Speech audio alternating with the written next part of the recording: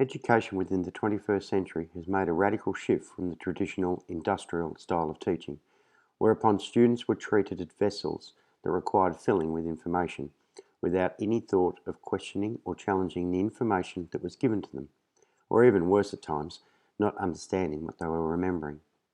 Intelligence was measured by a general aptitude and capacity for understanding and learning, not by the student's abilities to problem solve, explore, discuss, or question.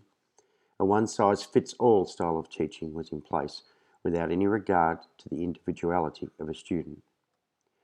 21st century teachers understand that all students learn in a different manner because all students differ.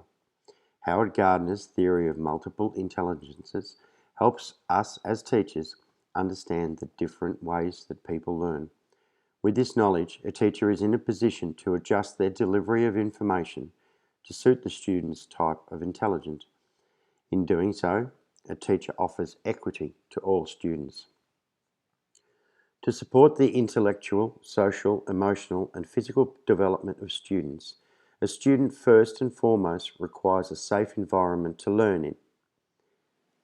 Safety is a major issue and concern in schools, especially because it has so many forms, including physical safety, emotional safety, and safety from bullying.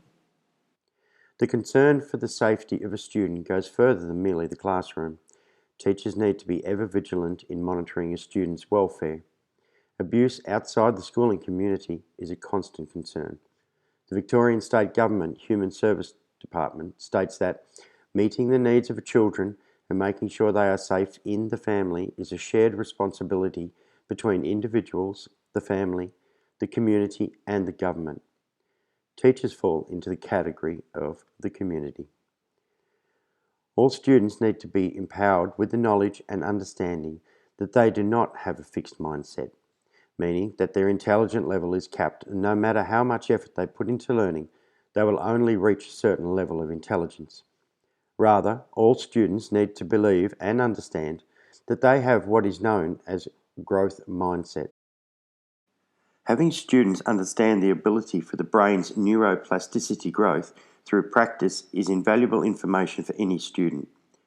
Dweck sums up this motivation through understanding well by stating, When students believe that their intelligence can increase, they orient towards doing just that, displaying an emphasis on learning, effort, and persistence in the face of obstacles. a modern-day teacher can use the power of support as a motivational tool, encouraging a student with positive comments such as, "You've nearly got it," or "You are getting the hang of this." This enables the student to see their own progress. Experiences help the brain grow, good or bad. Mistakes are made and should be seen as a growing and learning process, not as failure. Playing computer games is a perfect way to explain this to students. You try to reach a level but make mistakes along the way. You learn a better way to achieve the goal and you pass the level. This belief in turn creates resilience and coping skills.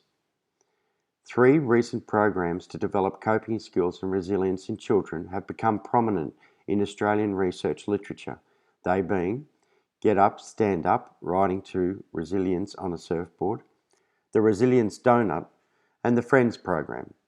These programs all offer different approaches to building resilience, but they all aim to create coping skills that are vital in today's society.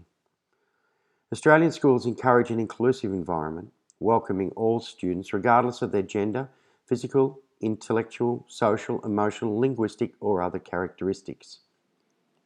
In relation to school processes, Shaw discusses 5 necessary elements for provision of an inclusive, learning-friendly environment and provides a model checklist for teachers to use. This checklist requires teachers to reflect on lesson plans and classroom practice in order to check that the lessons are adequately covering all the principles of inclusions. Of course, there are 1,000 more theories, practice tools, and support structures in place for aiding teachers to encourage learning. Today's aim has been to try and briefly highlight areas that have a significant impact on a student's learning, they being safety, encouragement, support, resilience, inclusiveness. Without these key elements, a student will be disadvantaged in the area of growth. It is our responsibility to provide every student with the opportunity to grow intellectually, ethically, and responsibly, and encourage our students to become productive members of society.